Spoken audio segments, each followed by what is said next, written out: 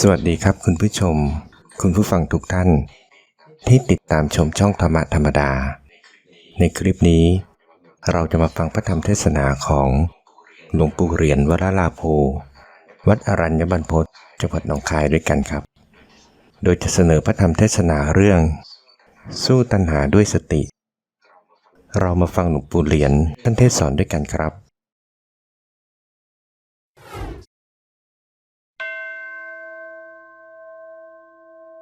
พระพุทธเจ้า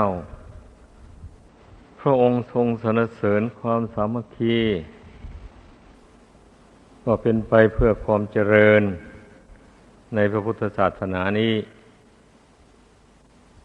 เพราะฉะนั้นเราทุกคนให้มีนโยบายทำความสามัคคีกันให้ได้จึงชื่อว่าเป็นผู้ปฏิบัติตามคำสอนของพระพุทธเจ้าถ้าหากว่าไม่คิดไม่รู้อย่างนี้ไม่ดำเนินตามเช่นนี้ก็แสดงว่าเป็นผู้ไม่รู้คำสอนของพระพุทธเจ้าหรือว่ารู้แต่ไม่ทำตามอย่างนี้นี่มันก็ไม่เป็นไปเพื่อความเจริญได้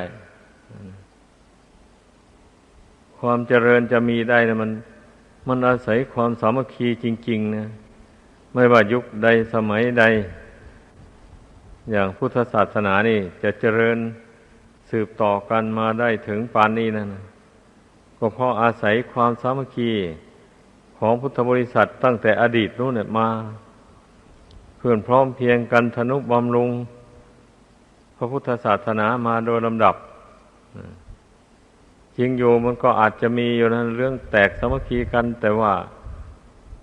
คงจะเป็นคนหมู่น้อยไม่ใช่คนหมู่มากเมื่อคนหมู่มากมองดองสามัคคีกันอยู่อย่างนี้มันก็เป็นไปได้คนหมู่น้อยทำอะไรก็ไม่ได้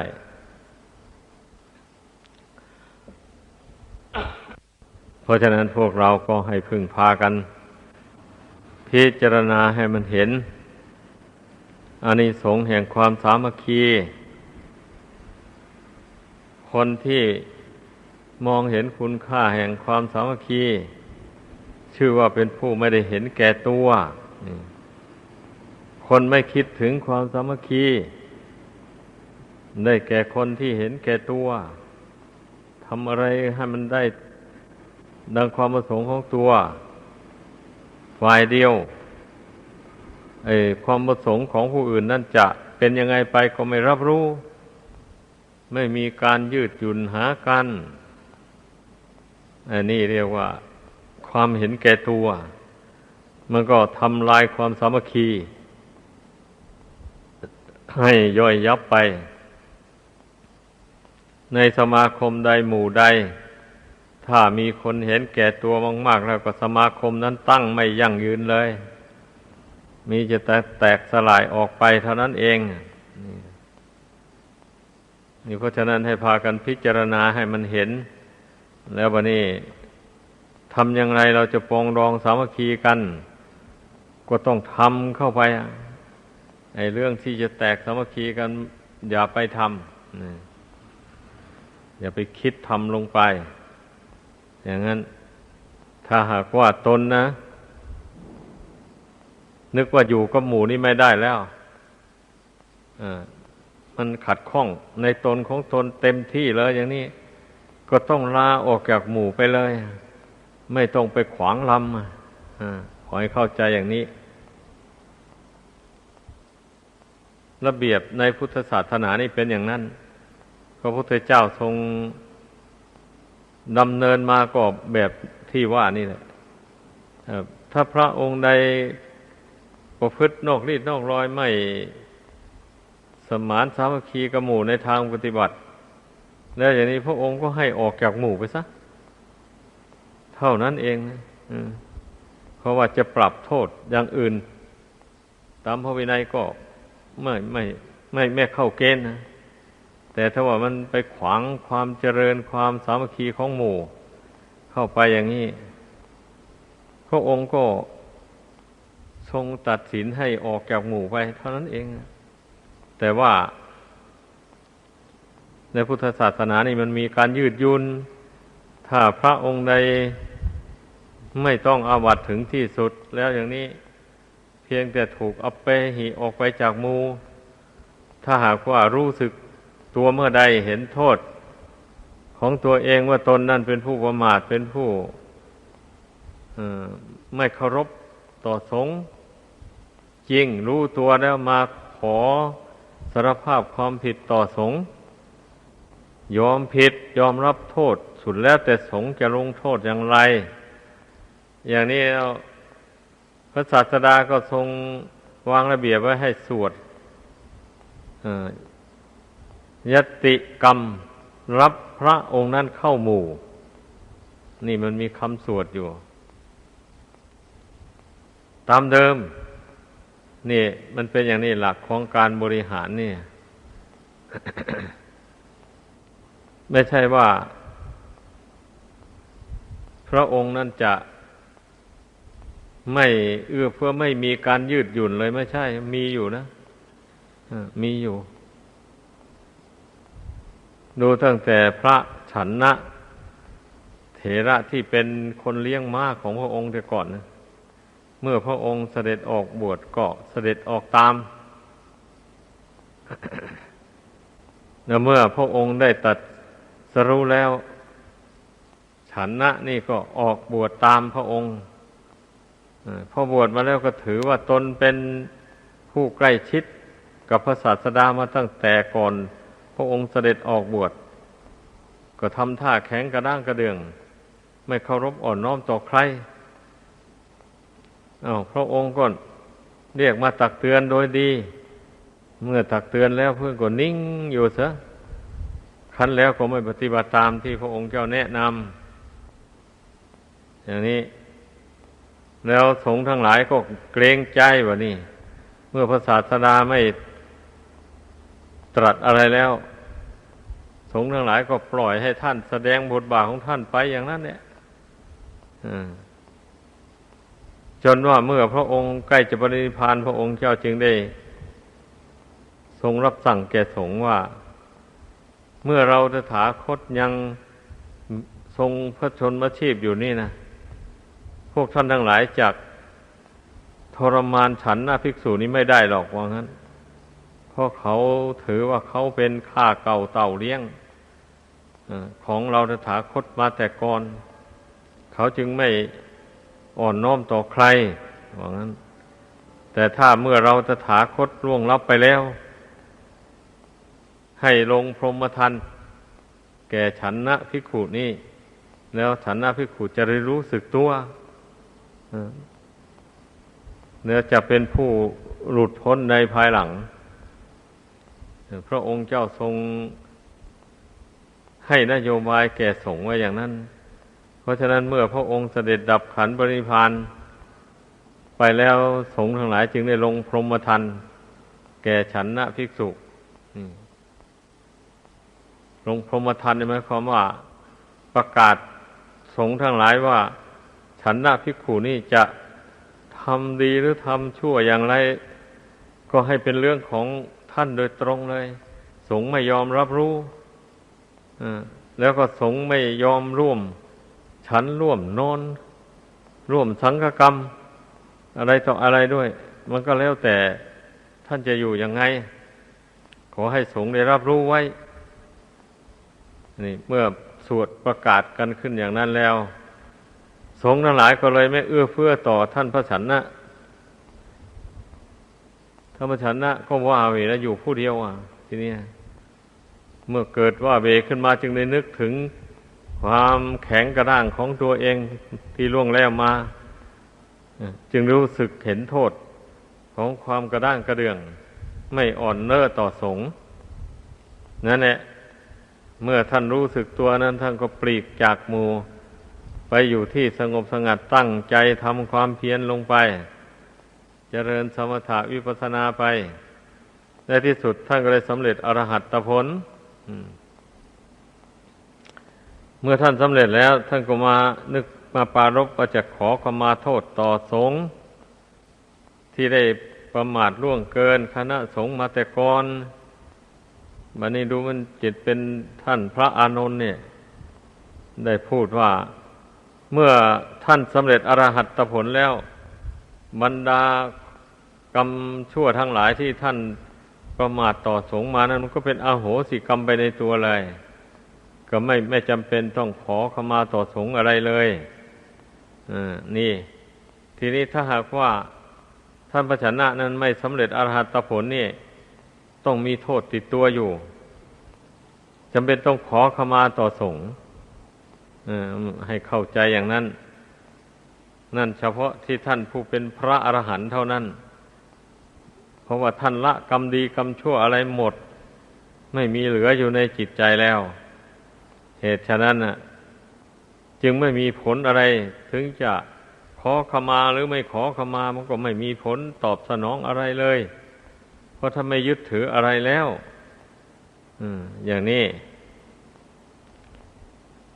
เนี่ยเรื่องของกิเลสความถือตัวถือตนความแข็งกระด้างกระเดื่องนี่เป็นอุปสรรคต่อมรรคต่อผลต่อทางพ้นทุกข์โดยตรงขอให้เข้าใจกันฉะนั้นผู้ที่เห็นทุกข์เห็นภัยในสงสารแล้วปรารถนาอยากพ้นทุกข์เช่นนี้แล้วก็ต้องลดละลงในทุกสิ่งทุกอย่างเลยไม่ถือมั่นไว้ในใจลดตนลงสู่ธรรมสู่วินัยหมายความว่าอย่างนั้นแหละประพฤติอย่างไรจึงเป็นธรรมอย่างนี้นะเราก็รู้เมื่อรู้แล้วเราก็วางตนลงให้มันเป็นธรรมนั้นอย่างนี้นะประพฤติอย่างไรจึงเป็นพระวินัยเมื่อพิจารณาเห็นแล้วต้องวางตนลงอย่างนี้มันจึงเป็นวินัยได้อย่างนี้การประพฤติให้เป็นวินัยนั่นต้องเป็นผู้มีสติสัมปชัญญะอยู่เสมอคอยระมัดระวังความผิดความพลาดในการทำการพูดของตนแต่ละวันแต่ละคืนไปอย่างนี้นะต้องมีสติคอยระมัดระวังอยู่อย่างนั้นระวังมันจะพลั้งเผลอไปล่วงวินัยอะไรต่ออะไรเข้าไปอย่างนี้นะประพฤติตนให้ตรงต่อธรรมะเช่นอย่างการแสดงความเคารพอ่อนน้อมถ่อมตนต่อผู้มีคุณวุฒิสูงกว่าตนอย่างนี้นะอันนี้เรียกว่าความประพฤติเป็นธรรมแล้วก็ความเป็นผู้วางตนให้เข้ากันได้กับผู้น้อยกว่าตนก็ไม่แข็งกระด้างต่อผู้น้อยกว่าตนต้องวางตัวให้เหมาะสมเมื่อสมาคมกับผู้ที่น้อยกว่าตนจึงเรียกว่าเป็นผู้รู้จักธรรมะรู้จักดัดแปลงกายวาจาใจของตนให้ตรงต่อธรรมะนั่นต้องให้เข้าใจนี่แหละการศึกษาเราเรียนธรรมะนะเมื่อเรียนท่องจำได้แล้วอย่างนี้เราก็เอามาใช้กันบัดนี้นะเป็นอย่างนั้นเมื่อความรู้นั้นมันมีอยู่ในใจแล้วอย่างนี้ถึงเวลาที่เราควรจะประพฤติธรรมอย่างนั้นอย่างนี้นะเมื่อนึกถึงธรรมอย่างนั้นโผล่ขึ้นมาแล้วเราก็วางตนเนี่ยคือว่าแสดงกิริยากายวาจาให้เป็นไปตามธรรมนั้นแต่ถ้ามันไม่รู้ไม่มีธรรมะอยู่ในใจอย่างว่านั้นแล้วเช่นนี้เมื่อเวลามีเหตุว่าควรจะประพฤติอย่างนั้นอย่างนี้ก็ประพฤติไม่ได้เพราะความรู้ธรรมไม่มีเมื่อจิตมันไม่รู้ว่าทำอย่างนี้เป็นธรรมอย่างนี้นะมันก็ทำไม่ได้มันเป็นอย่างนั้นเรื่องมันนะมันก็ทำไม่ได้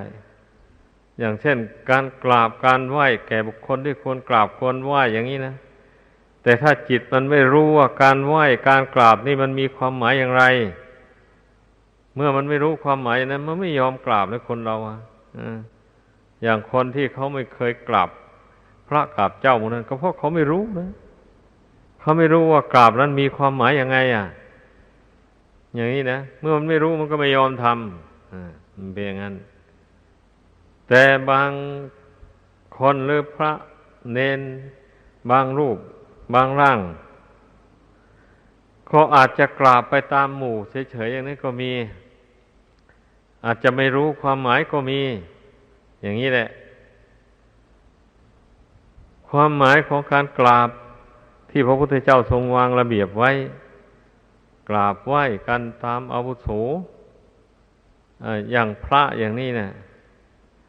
ถ้าพรรษาเกินกันเพียงแค่พรรษา2 พรรษา3 พรรษาเท่านี้นะตามระเบียบวินัยแล้วเพียงแต่แค่ยกมือไหว้กันเท่านั้นแหละ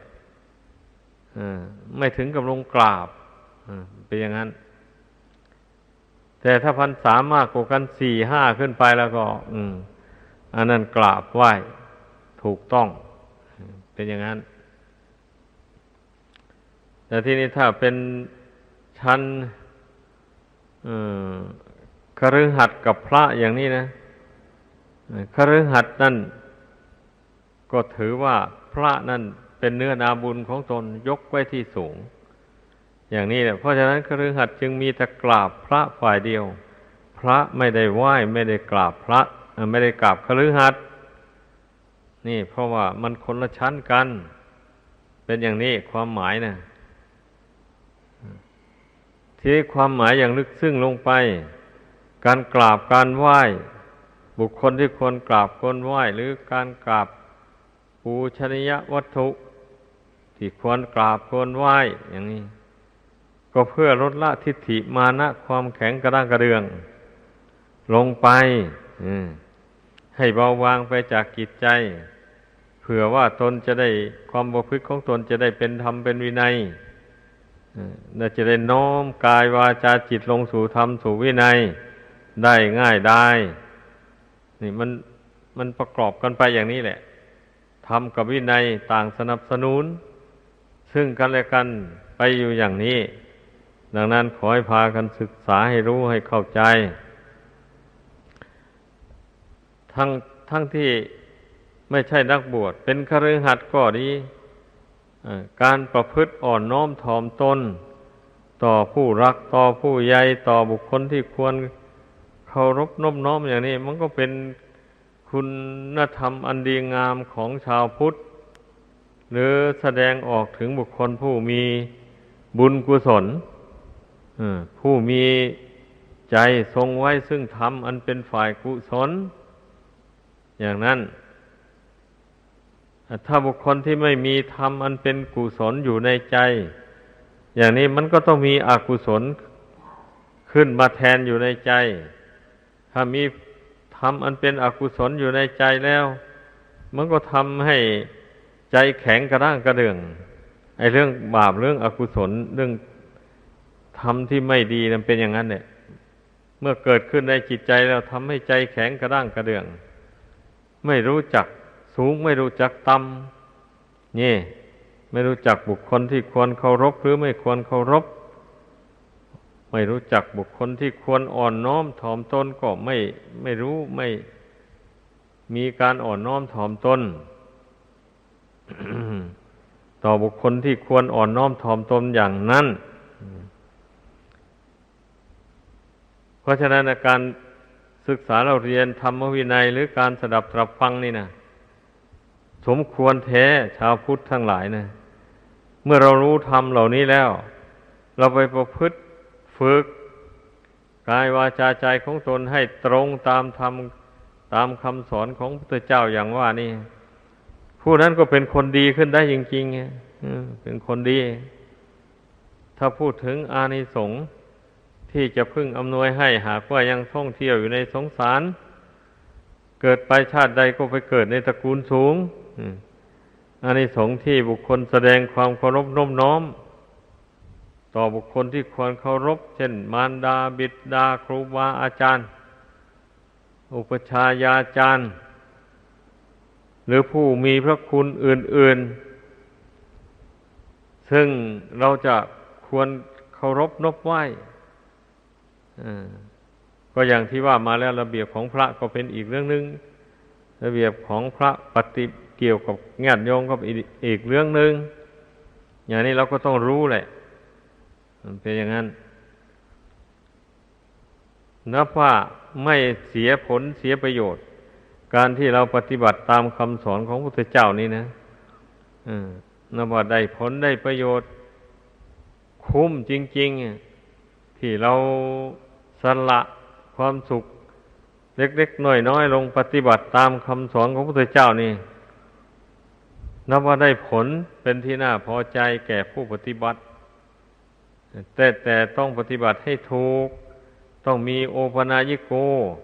โน้มเอาคำสอนเข้ามาสู่จิตใจ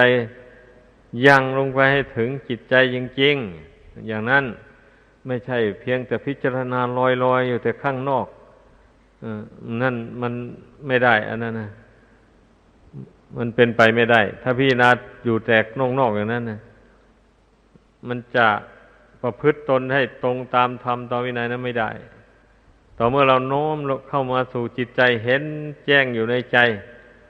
ว่าธรรมะอย่างนี้นะเราควรปฏิบัติตามโดยแท้ถ้าไม่ปฏิบัติตามแล้วมันจะมีโทษมีทุกข์อย่างนั้นอย่างนั้นนี่พิจารณาเห็นแจ้งแล้วอย่างนี้มันก็พอใจปฏิบัติตามมันเป็นอย่างนั้นเรื่องมันนะเช่นอย่างว่าหิริโอตตัปปธรรมอย่างนี้นะธรรมะสองอย่างนี้เราน้อมเข้ามาพิจารณาอยู่ในใจก็รู้ได้ว่าความละอายต่อการกระทำความชั่วนี่นะมันต้องให้เกิดให้มีแท้ๆถ้าหากว่าบุคคลไม่ทำความละอายแก่ใจในการกระทำความชั่วทั้งในที่ลับในที่แจ้งอย่างนี้มันก็ทำความชั่วได้มันเป็นอย่างนั้นเรื่องมันนะโอตตัปปะนี่ถ้าบุคคลไม่เกรงกลัวต่อการกระทำความชั่วนี่มันจะตามสนองให้เป็นทุกข์ไปในทั้งในปัจจุบันและเบื้องหน้าอย่างนี้นะมันก็ทำความชั่วได้คนเรานะผู้ที่ทำความชั่วไม่ได้ก็เพราะเหตุว่ามามีหิริโอตตัปปธรรมเนี่ยอยู่ในใจเสมอก่อนจะทำชั่วพูดชั่วอะไรอย่างนี้มันก็นึกละอายใจขึ้นมาเลยเมื่อมันละอายใจมันกลัวต่อความชั่วมันจะตามสนองให้เป็นทุกข์อย่างนี้มันก็งดไม่ทำไม่พูดสิ่งที่มันชั่วช้าลามกต่างๆนี่ลองพิจารณาดูพระธรรมคำสอนของพระพุทธเจ้านะเมื่อบุคคลน้อมเข้าไปพิจารณาเนี่ยมันย่อมเห็นช่องทางปฏิบัติตามเมื่อปฏิบัติตามไปโดยความไม่ประมาทมันก็ได้ผลจริงๆเป็นเหตุให้ผู้นั้นละบาปได้เลย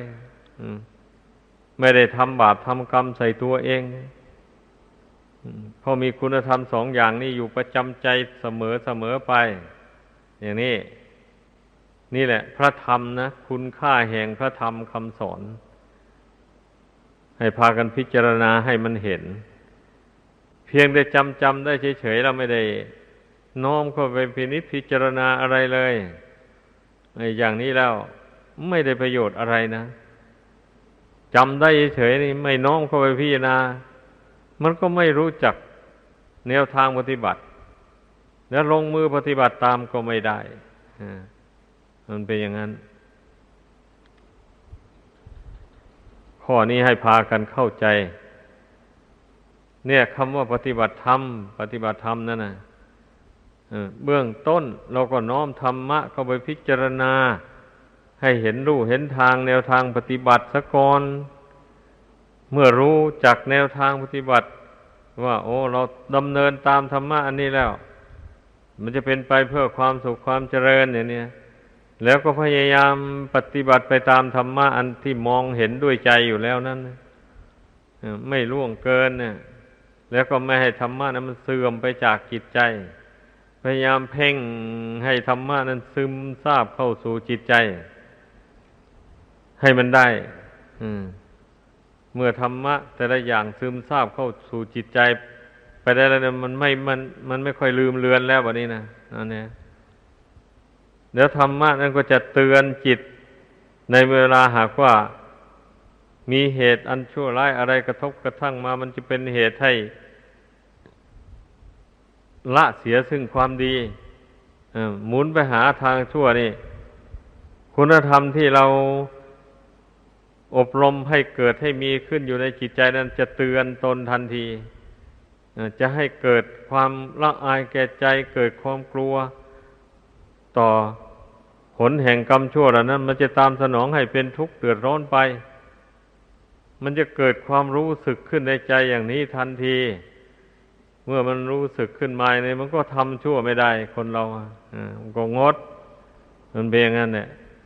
ที่บุคคลจะไปทำความชั่วได้นั้นเพราะว่าอย่างว่านั่นแหละเมื่อเหตุ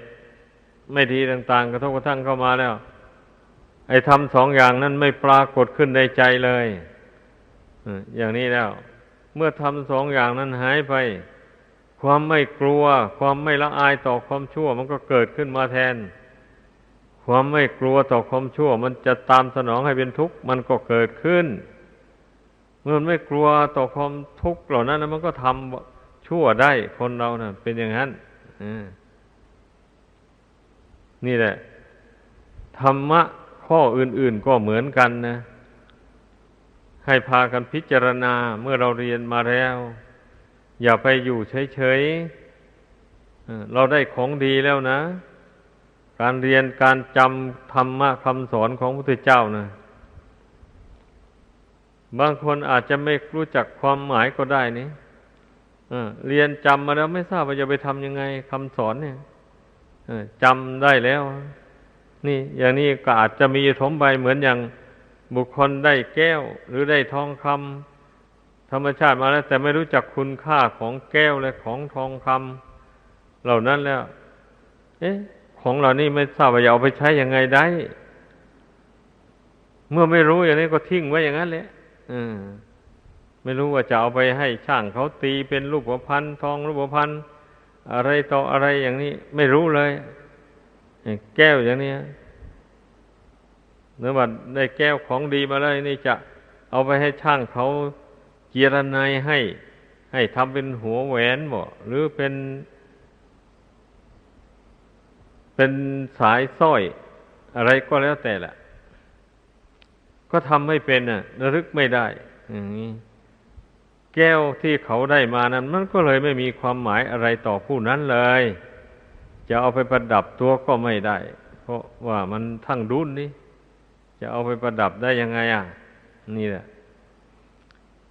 ธรรมะคำสอนของพระพุทธเจ้าก็เป็นเช่นนั้นแหละเพียงแต่เรียนและจำได้เฉยๆอย่างนี้นะก็เพียงแต่ว่าจำธรรมะคำสอนได้เหมือนกับจำวิชาความรู้อื่นๆได้นั่นแหละก็แค่นั้นแหละแล้วการที่บุคคลไม่น้อมเข้ามาพิจารณาให้เห็นแนวทางปฏิบัติมันก็ลงมือปฏิบัติตามไม่ได้ก็จำไว้เฉยๆอย่างนั้นแหละไปเที่ยวอวดพูดอวดคนโน้นคนนี้ไปว่าตนนั้นจำธรรมะคำสอนได้มากอะไรอย่างนั้นอย่างนี้ไป แต่ความประพฤติไม่ตรงต่อธรรมต่อวินัยที่ตนเรียนตนจำมาอย่างนี้นะมันก็ใช้ไม่ได้เลย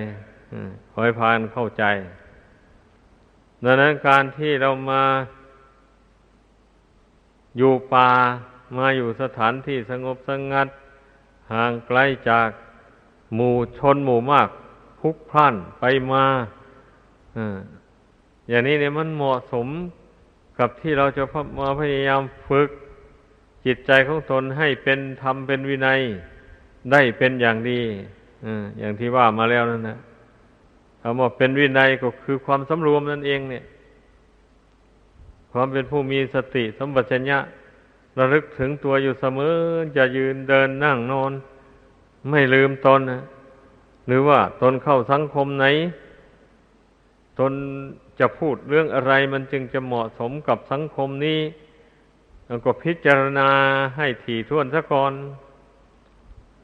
เมื่อรู้ว่าการที่เราพูดอย่างนี้เนี่ยมันจะเหมาะสมมันจะเป็นประโยชน์แก่สังคมอย่างนี้เราก็จึงค่อยพูดออกไปถ้าพิจารณาเห็นว่าการพูดอย่างนี้ออกไปแสดงกิริยาอย่างนี้ออกไปสังคมจะรังเกียจจะไม่มีใครเห็นดีด้วยอย่างนี้เราก็ไม่พูดแล้วไม่แสดงออกซึ่งความคิดความเห็นอย่างนั้นเช่นนี้ สังคมก็ไม่รังเกียจเราเลือกพูดแต่ในเรื่องที่มันเป็นประโยชน์ในสังคมถ้ายังนึกถึงเรื่องอะไรไม่เห็นก็นั่งนิ่งอยู่ซะก่อน อย่าไปคิดว่าเรานี่เพื่อนจะตำหนิเอาว่าไม่ฉลาดพูดฉลาดจาอะไรเลยแล้วก็นึกได้อะไรก็พูดพรามออกไปอย่างนั้นเลยอย่างนี้เนี่ยไม่ถูกอะไม่ถูกไม่ใช่วิสัยของนักปราชญ์แบบนั้นนะวิสัยของนักปราชญ์นี่ก่อนจะทำอะไรจะพูดอะไรมันก็ต้องคิดต้องพิจารณาเหตุผลในเรื่องที่จะทำจะพูดนั้นให้ท่องแท้ซะก่อนเพราะความคิดนี่มันว่องไวมากบางทีนะเรากำหนดเพียงไม่ถึงนาทีก็รู้เรื่องนั้นแล้วโดยแจ่มแจ้งอย่างนี้หรือไม่ถึง2-3 วินาทีก็รู้ได้เรื่องบางเรื่องนั่นน่ะในเมื่อบุคคลผู้มีเชามีความคิดว่องไวหมายความว่าฝึกตนมาฝึกความคิดความนึกอะไรให้ว่องไวให้ทันกับการกับเวลาอันนี้ก็สำคัญน่ะนั่นแหละเมื่อเราฝึกตนให้มีเชาอยู่ในใจนี่แหละคำสอนของพระพุทธเจ้านะเมื่อผู้ใดปฏิบัติตามแล้วมันก็ได้ประโยชน์จริงๆทำชีวิตของผู้นั้นให้เจริญรุ่งเรืองไป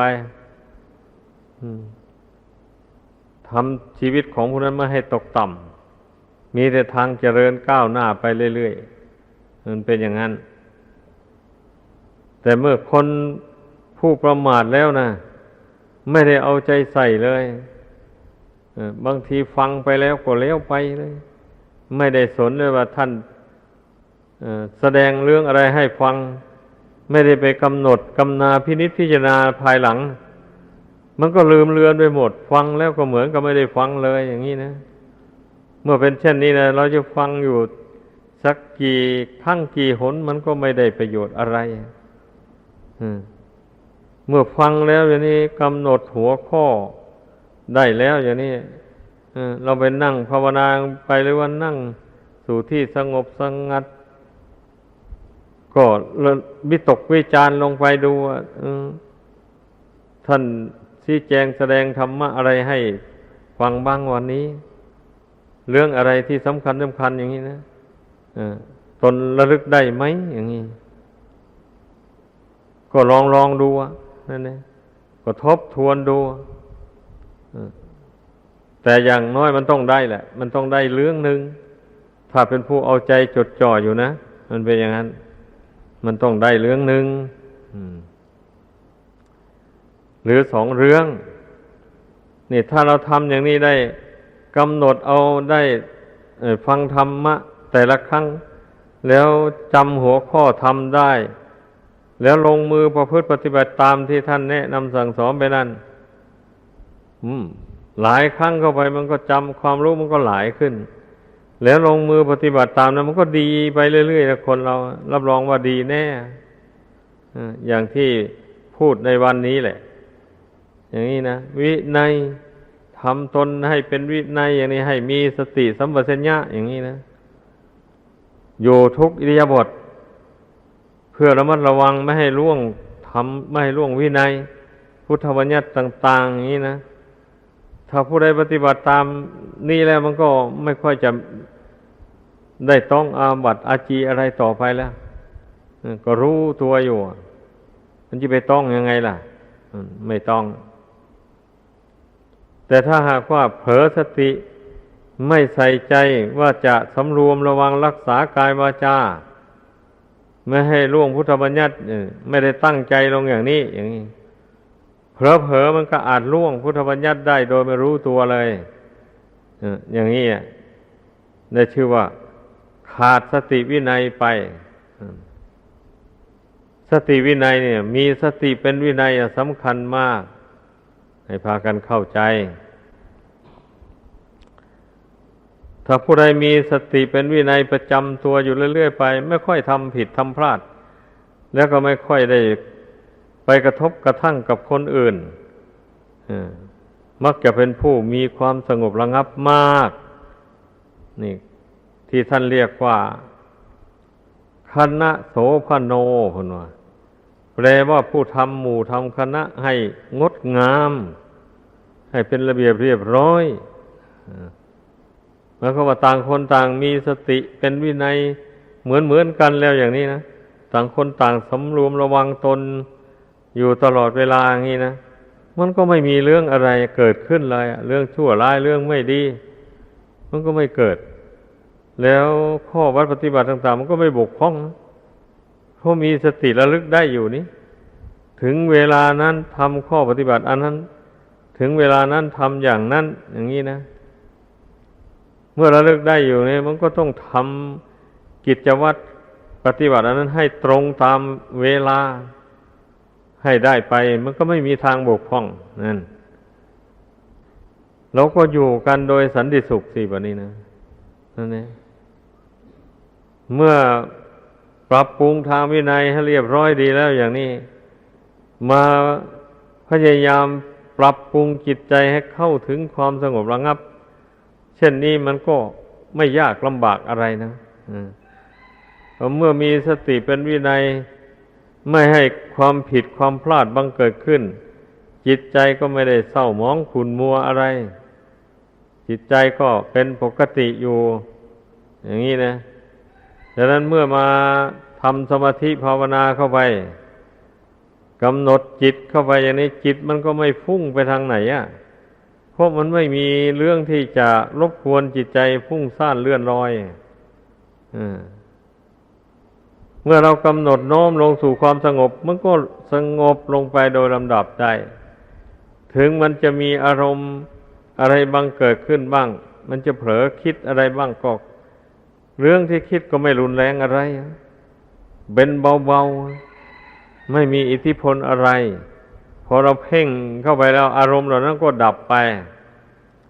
จิตใจมันก็รวมลงเป็นหนึ่งได้อย่างนี้นะนี่แหละการฝึกตนให้พึงพาเข้าใจมันเป็นขั้นเป็นตอนไปอย่างนี้ให้ปฏิบัติไปตามขั้นตอนนะขั้นตอนเบื้องต้นก็ฝึกสำรวมกายวาจาอย่าให้ผิดให้พลาด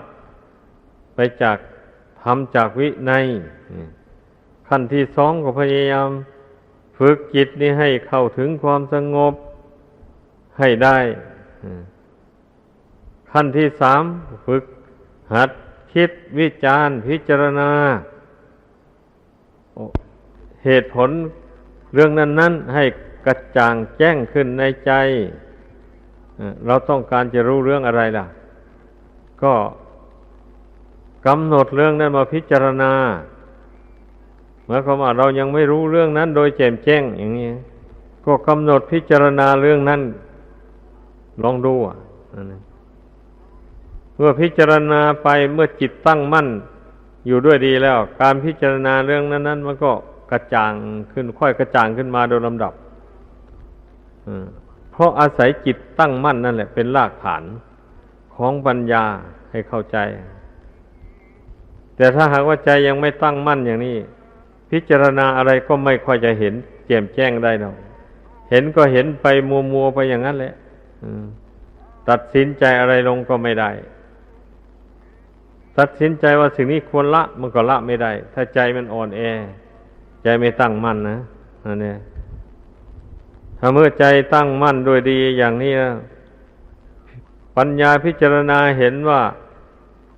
กิเลสอย่างนี้นะมันยังมีอยู่ในจิตใจควรละมันอย่างนี้แล้วก็กำหนดละกันไปเรื่อยๆมันก็ละได้อย่างนี้แหละมันก็ละได้เบาบางไปได้เพราะว่าใจมันตั้งมั่นอยู่แล้วมันเป็นอย่างนั้นอันปัญญานี่มันจะเกิดขึ้นได้ก็เพราะอาศัยการประกอบอย่างที่เคยพูดมาบ่อยๆอยู่นั่นแหละอาศัยฝึกคิดฝึกวิจารณ์เหตุผลต่างๆแต่วิจารณ์อยู่ในกรอบแห่งเหตุแห่งผลนะเรื่องใดที่ไม่มีเหตุผลเพียงพอเราไม่ต้องคิดมันอย่างนี้ เรากำหนดเอาแต่เรื่องที่มันมีเหตุมีผลเพียงพอแต่เรายังไม่รู้เหตุผลในเรื่องนั้นโดยแจ่มแจ้งอย่างนี้นะเช่นอย่างว่าเรื่องที่เหตุผลไม่เพียงพอไอ้ที่เล่าลือกันมงคลตื่นข่าวว่ามีเทวดาอยู่ตรงนั้นตรงนี้มีพระภูมิเจ้าที่อยู่ตรงนั้นตรงนี้มีเคราะห์มีเค้นอะไรอยู่ในตัวของคนหมู่นี้นะก็มันเหตุผลพิสูจน์ไม่ได้เลยนี่เหตุผลไม่เพียงพอเพียงแต่สมมุติว่ากันเอามาเฉยๆอย่างนี้แต่เมื่อมาพิสูจน์ดูเหตุผลแล้วเหตุผลไม่ปรากฏไม่แจ่มแจ้งไม่ทราบจะอยู่ที่ไหนอันนี้สิ่งเหล่านั้นนะอันเรื่องเช่นนั้นนะไม่ควรเอามาคิดให้มันเสียเวลาเพราะไม่มีเหตุผลอะไรที่จะมาให้คิดให้แจ่มแจ้งขึ้นมาได้ก็เป็นอันว่าไม่ใช่เป็นเรื่องที่เราจะไปนับถือสรุปแล้วนะเป็นอย่างนั้นเมื่อเราไม่นับถือก็ไม่ต้องใส่ใจไม่ต้องสนใจมันสิ่งใดที่เรานับถือว่าเป็นธรรมของจริงอย่างนี้เราก็ใส่ใจเรื่องนั้นให้มากๆเข้าไปอย่างนี้แหละเช่นอย่างธรรมของจริง4ประการที่พระพุทธเจ้าทรงแสดงไว้นี่เราควรเอาใจใส่เป็นพิเศษเลยทีเดียวที่พระองค์แสดงอริยสัจสี่ยกทุกข์ขึ้นเป็นเบื้องต้นนะมันมีเหตุผลอย่างไรพระองค์เจ้าจึงยกทุกข์ขึ้นมาก่อนอย่างนี้นะเราตั้งกระทู้ขึ้นถามตัวเองนะตัวเองจะวินิจฉัยว่าอย่างไรนี่อย่างนี้แหละเมื่อหากว่าปัญญามันเกิดขึ้นจริงมันก็ต้องวินิจฉัยได้ที่พระองค์เจ้าทรงยกทุกข์ขังอริยสัจจังขึ้นก่อนนั้นก็เพราะเหตุว่าทุกข์นี่มันเห็นได้ง่ายๆอยู่แล้วเจ็บโน่นปวดนี่ก็เป็นทุกข์หิวข้าวกระหายน้ำก็เป็นทุกข์อะไรต่ออะไรได้สมาคมกับบุคคลที่ไม่เป็นที่รักที่ชอบใจอะไรก็เป็นทุกข์นี่การพลัดพรากจากของรักของชอบใจก็เป็นทุกข์หมู่นี้นะปรารถนาสิ่งใดไม่ได้สมหวังก็เป็นทุกข์นี่มันเห็นได้ตรงๆเลยความทุกข์เนี่ยเวลาเจ็บไข้ไม่สบายมาโรคกำเริบขึ้นมาอย่างนี้นะก็ทุรนทุรายหาความสบายใจไม่ได้เลยสบายกายก็ไม่มีไอ้ความแก่ความชราครอบงำเข้ามาอย่างนี้ร่างกายก็อ่อนแอไม่มีกำลังเรี่ยวแรงลุกขึ้นก็ยากนั่งลงก็ยากเดินไปก็ยากเดินไกลก็เหนื่อยอ่อนเพลียเพราะกำลังเรี่ยวแรงมันหายไปหลายแล้วก็หมู่นี้มันแต่เรื่องอาการของทุกข์ทั้งนั้นเลยเมื่อบุคคลผู้ใช้ปัญญาพิจารณาลงไปมันก็เห็นอาการของทุกข์ไปเมื่อมันเห็นอย่างนี้มันก็จะว่าไงบัดนี้ร่างกายนี่มันก็มีแต่ทุกข์มันจะได้เกิดนิพพิทาความเบื่อหน่ายขึ้นมานะ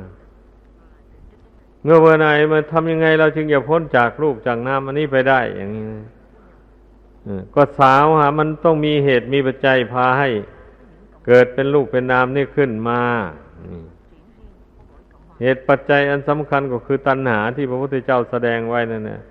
ในอริยสัจที่2นั่นนะตัณหาความทยานอยาก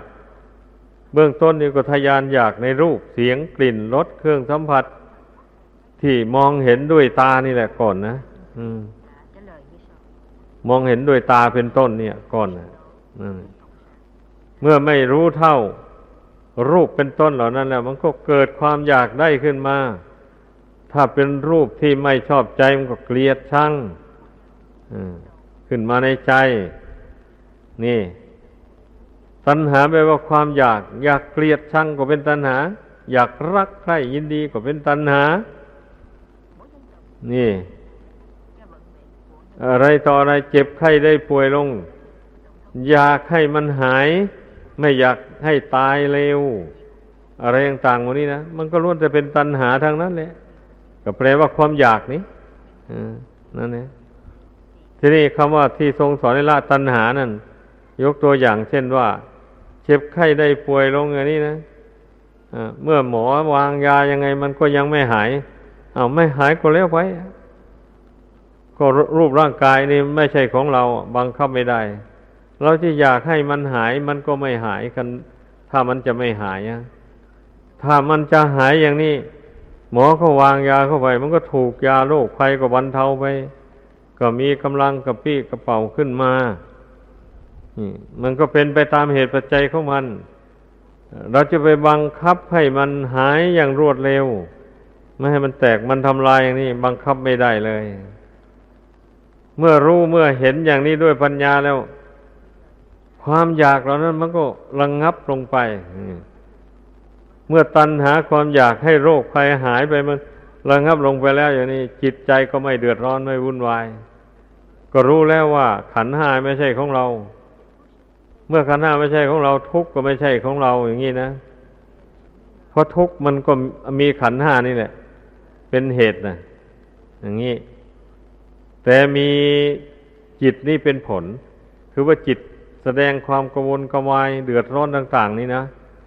นั่นแหละเพราะไม่รู้เท่าขันธ์ห้านั่นอันเป็นตัวเหตุนั่นแหละมันถึงได้จิตใจได้จึงได้ลิ้นรนกระวนกระวายกระสับกระส่ายไปมาแต่ถ้าละความอยากอันนั้นซะแล้วแต่ร่างกายนี่มันจะแตกจะดับไปมันจะแปรปรวนไปเนี่ยก็แล้วแต่เรื่องมันเพราะเราบังคับมันไม่ได้อย่างนี้นะวางอุเบกขาลงไปซะแล้วก็สบายใจนะตัณหาความทยานอยากดับไปแล้วทุกข์ทางใจก็ดับลงแม้การอยากได้วัตถุสิ่งของอะไรต่ออะไรในโลกอันนี้ก็เป็นเช่นนั้นแหละแต่ถ้าหากว่าความอยากนั้นมันจะอยู่ในวงจำกัดมันก็ไม่เป็นทุกข์หลายอย่างนี้นะเช่นอยากอาหารอย่างนี้นะก็เมื่อรับประทานเสียแต่พอดีพออยู่ได้อย่างนี้พอรับประทานลงไปอิ่มแล้วก็เลี้ยวไปเลยไอ้ความอยากนั้นมันก็หายไปมันก็ระงับไปนี่เรียกว่าความอยากอยู่ในวงจำกัดแต่ถ้าหากว่ารับประทานลงไปมื้อเดียวแล้วยังไม่พอยังหิวโหยอยู่ยังอยากอยู่ไอ้สำหรับผู้จำศีลอุโบสถหรือผู้เป็นนักบวชก็ดีอย่างนี้ก็ชื่อว่าเป็นผู้รู้อำนาจแก่ตัณหาแล้ววันนี้มันก็เป็นทุกข์ใจแล้ววันนี้เพราะว่าไปหวั่นไหวต่ออำนาจแห่งความหิวนี่เช่นอย่างว่าผู้บวชเข้ามาใหม่อย่างนี้นะแต่เป็นคฤหัสถ์เคยรับประทานอาหารอยู่วันละ2 มื้อ3 มื้ออย่างนี้พอมาบวชเป็นพระเป็นเณรเข้าไปแล้วมันจำกัดตามพระวินัยตามธุดงควัตรเพียงฉันมื้อเดียวอย่างนี้นะมันก็หิวโหยโรยแรงไปเลยแต่ว่าถ้าเรามีศรัทธาแรงกล้าแล้วหิวก็อดก็ทนเอาไปเพราะเราเป็นนักบวชจะไปทำอย่างคฤหัสถ์ไม่ได้ก็สอนตนเข้าไปอย่างนี้นะความอยากความหิวนั้นก็ระงับจากจิตใจไปคราวนี้เมื่อความอยากทางใจมันระงับไปความหิวโหยทางร่างกายมันก็ระงับไปตามกันอยู่แต่ละวันแต่ละคืนไม่มีการหิวโหยอะไรไม่นึกถึงอาหารอะไรเลยอย่างนี้แหละอย่างว่าตัณหามันเกิดจากใจเป็นผู้สร้างขึ้นถ้าใจยุติความอยากลงไปแล้วทุกสิ่งทุกอย่างมันก็เป็นปกติไปหมดเลยไม่มีอะไรที่จะเป็นเรื่องที่เป็นปัญหาที่จะต้องแก้ที่จะต้องทำความรู้เท่าอะไรต่ออะไรไม่แต่ขอให้ความอยากในหัวใจนี่มันดับลงเท่านั้นแหละทุกสิ่งทุกอย่างก็เป็นปกติไปหมดเลยขอให้เข้าใจนี่แหละที่พระศาสดาทรงแสดงว่าตัณหาคือความทะยานอยากเป็นเหตุให้เกิดทุกข์จริงเราพิจารณาแล้วเห็นจริงตามที่พระองค์แสดงไว้ไหมอย่างนี้นะ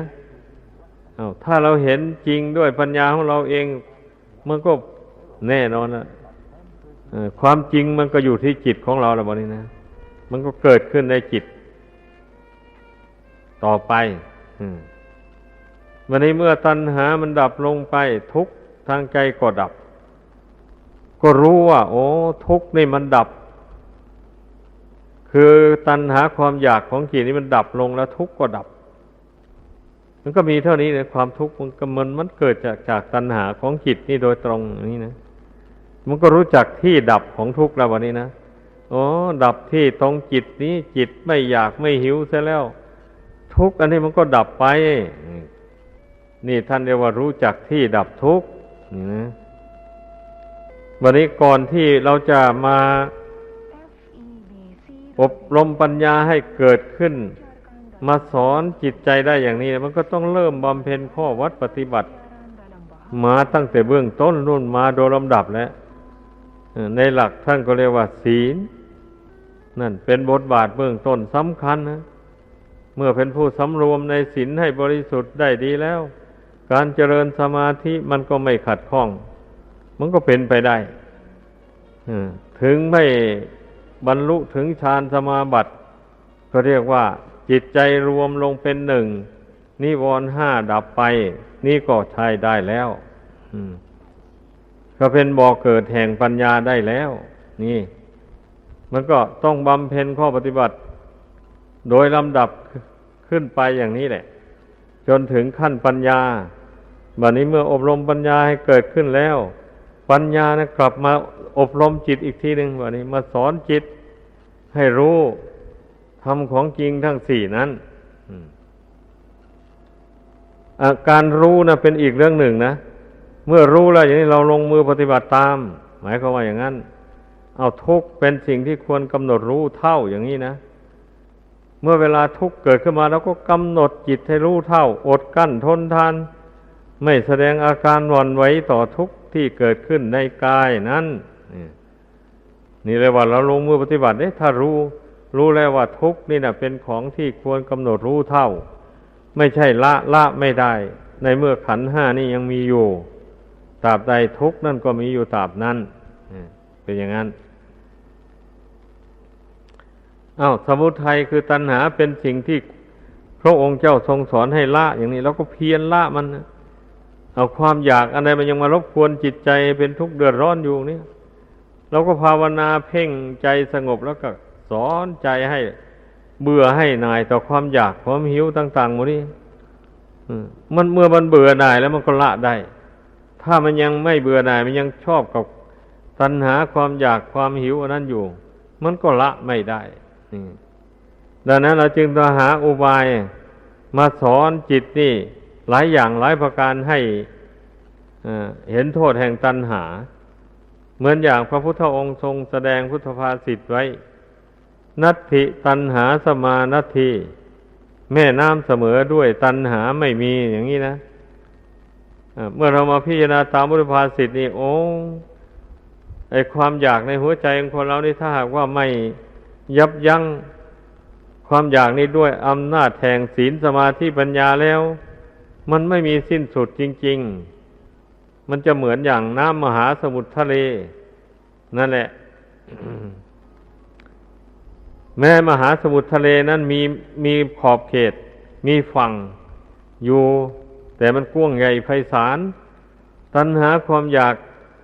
แห่งใจของมนุษย์ที่ไม่มีปัญญาไม่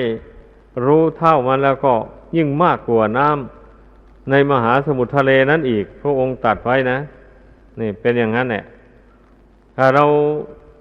จำพุทธภาษิตนี้ได้เอาน้อมเข้าไปพิจารณาสอนใจของตนว่าตัณหาเนี่ยมันถ้ามีสะสมมันมากเท่าใดมันก็มีความทุกข์ในใจมากเท่านั้นแหละถ้าตนเบื่อทุกข์ไม่ต้องการความทุกข์แล้วก็ต้องละความอยากตัดทอนความอยากให้น้อยลงให้เบาบางลงอย่างนี้นะสอนใจเข้าไปอย่างนี้แน่ใจมันเห็นชอบตามปัญญาแล้วความอยากมันก็ค่อยเบาลงเลยแบบนี้นะเคยรับประทานอาหารหลายครั้งหลายหนก็รับประทานครั้งเดียวก็อยู่ได้สำหรับผู้ประพฤติพรหมจรรย์นะอย่างนี้แหละเพราะว่า ตัณหาความอยากภายในใจเนี่ยมันลดลงนี่ถ้าตัณหานั้นมันไม่ลดลงอ่ะมันยังวิตกอยู่2 มื้อ 3 มื้ออยู่อย่างนี้นะมันก็รับประทานมื้อเดียวไม่ได้หรอกไม่ได้นี่มันอยู่ที่ใจอย่างว่าทุกสิ่งทุกอย่างนะถ้าใจลดความอยากลงไปได้แล้วมันก็ได้ไม่มีปัญหาอะไรอ่ะถ้าไม่ได้พระพุทธเจ้าไม่ได้ทำเป็นตัวอย่างมาในพุทธศาสนานี่เลยนี่พระองค์เจ้าทำให้เป็นตัวอย่างพระองค์ก็มีพระชนมายุอยู่ได้ถึง80 พรรษาก็จึงได้ดับขันธ์เข้าสู่พระนิพพาน อันนี้แหละให้พึ่งพากันสนใจธรรมะของจริงเนี่ยให้มากๆผู้ปฏิบัติธรรมทั้งหลายอย่าไปเข้าใจว่าโอ้ยบุญวาสนาเรามันน้อยเราไม่สามารถที่จะรู้ธรรมของจริงเหล่านี้ได้หรือเราไม่สามารถจะบรรลุได้หรอกคิดอย่างนี้แล้วก็ไม่สนใจซะเลย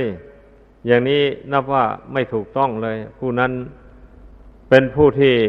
ไม่หวังความก้าวหน้าในชีวิตของตัวเองยินดีติดอยู่แต่ในสมมุติบัญญัติเนี่ยสมมุติว่าเขาสมมุติว่าเราสมมุติว่าหญิงว่าชายสมมุติว่าสวยว่างามสมมุติว่าขี้ร้าย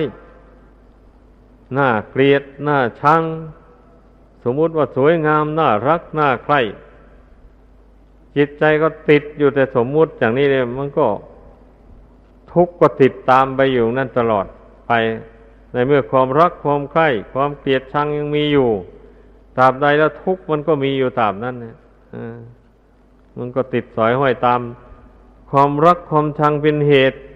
ความทุกข์ใจเป็นผลอย่างนี้ละใครจะไปคัดค้านได้ล่ะลองดูสิเมื่อความรักเกิดขึ้นอย่างรุนแรงก็แสวงหาความรักนั่นการแสวงหาไม่ใช่เป็นของง่ายบะนี่มันแสนทุกข์แสนยากแสนลำบากดีไม่ดีก็ไปเกิดขัดจังหวะกันเข้าหน่อยหนึ่งคนนี้ก็รักของสิ่งนั้นคนนั้นก็รักของสิ่งนั้นอันเดียวกันอย่างนี้นะก็แย่งกันนะใครดีก็ใครอยู่นั่นแหละมันแสดงถึงความทุกข์แล้วนั่นน่ะหมู่นี้นะมันควรพิจารณาสิผู้ปฏิบัติธรรมทั้งหลายนะควรพิจารณาให้รู้ให้เข้าใจให้เห็นโทษแห่งกิเลสต่างๆเหล่านี้นี่แหละคำว่าเมื่อเรารู้ธรรมของจริงเหล่านี้แล้วเราก็ตั้งใจประพฤติปฏิบัติตัณหาที่พระองค์เจ้าสอนให้ละเว้นเราก็เพียรละเข้าไปเมื่อละตัณหาได้หมดสิ้นทั้งหลายทุกทางใจมันก็ดับไปจิตใจก็ได้บรรลุอริยสัจธรรมโดยตรงเลยวันนี้นะเข้าถึงอริยสัจธรรมได้เลยเรียกว่าใจนั้นรู้เท่าทุกข์ในขันธ์ห้านี้ตามเป็นจริงไม่หวั่นไหวแล้วในดวงจิตนั้นไม่มีความอยากแม้แต่น้อยหนึ่งอยู่เลยอย่างนี้แล้วก็ความดับทุกข์ทางจิตไม่เป็นทุกข์ตลอดทั้งกลางวันกลางคืนก็เป็นปกติอยู่อย่างนั้นนี่จิตใจท่านที่เข้าบรรลุถึงอริยสัจธรรมนะแล้วข้อปฏิบัติอันใดท่านปฏิบัติมาอย่างไรแล้วทำให้ท่านเข้าถึงอริยสัจธรรมได้บรรลุอริยสัจธรรมได้ท่านก็บำเพ็ญข้อปฏิบัติอันนั้นอยู่นั่นไม่ท้อไม่ถอยนี่ไม่ใช่ว่าเมื่อท่านผู้ใดบรรลุถึงอริยมรรคอริยผลอย่างที่ว่านั้นแล้วท่านจะทอดทุระเลยไม่ทำบำเพ็ญข้อวัดปฏิบัติเหมือนแต่เก่ามาอย่างนี้ไม่ใช่นะผิดหลักธรรมดาแล้วถ้าเป็นอย่างนั้นไม่ใช่ผู้บรรลุธรรมของจริงแล้วนี่ผู้บรรลุธรรมของจริงมันต้องเห็นคุณแห่งธรรมเหล่านั้นในเมื่อชีวิตยังเป็นอยู่ตราบใดแล้วก็ต้องปฏิบัติไปตามแถวตามแนวนั่นแหละต้องทำไปนั่งภาวนาก็นั่งไปแต่ท่านผู้ปฏิบัติถึงที่สุดแล้วนั้นเมื่อนั้นท่านนั่งภาวนาท่านพิจารณาธรรมของจริงเข้าไปถึงที่สุดแล้วก็หยุดอยู่แค่นั้นไม่มีทางจะพิจารณาอื่นต่อไปอีกเพราะมันถึงที่สุดแล้วนี่นั่นแหละไม่เหมือนอย่างคนธรรมดาสามัญที่ยังไม่บรรลุถึงอริยสัจธรรมเช่นนี้นี่ พิจารณาไปแล้วมันก็ยังไม่แล้วว่าละมันแล้วตัณหาเนี่ยหน่อยหนึ่งเผลอๆมากลับคืนมาอีกอย่างนี้นะเพราะฉะนั้นแหละให้พึ่งพากันพิจารณาลงมือประพฤติปฏิบัติตามเพื่อให้รู้แจ้งในอริยสัจธรรมทั้งสี่ดังแสดงมา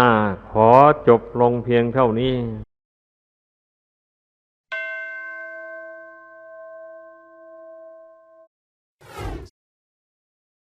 การที่บุคคลได้รับความเดือดเนื้อร้อนใจอยู่ในโลกอันนี้ก็เพราะว่าทำจิตให้เป็นกลางไม่ได้เลยเป็นได้ก็ชั่วขณะหนึ่งเท่านั้นสักหน่อยก็เอียงไปข้างรักบ้างเอียงไปข้างชังบ้างข้างโกรธบ้างเอียงไปข้างเสียใจเศร้าโศกบ้างถ้าว่าใครสามารถทำใจให้เป็นกลางได้อย่างนี้ผู้นั้นย่อมเป็นผู้มั่นคงในพุทธศาสนานี้หมายความว่าไม่เสื่อมจากพุทธศาสนานี้จะเป็นคฤหัสถ์ก็ตามเป็นนักบวชก็ตามก็ทรงไว้ซึ่งคำสอนของพระพุทธเจ้าได้โอวาทธรรมหลวงปู่เหรียญวรลาโภขอขอบคุณทุกท่านที่ได้สนับสนุนช่อง YouTube ธรรมะธรรมดาด้วยครับทุกครั้งที่ท่านดูอย่าลืมช่วยกันกดไลค์กดแชร์เพื่อเป็นการทำให้คลิปธรรมะของเราได้มีการเผยแพร่ออกไปมากขึ้นและที่สำคัญอย่าลืมกดติดตามช่องธรรมะธรรมดาด้วยนะครับขออนุโมทนาบุญกับทุกท่านที่ร่วมรับฟังด้วยกันครับสาธุ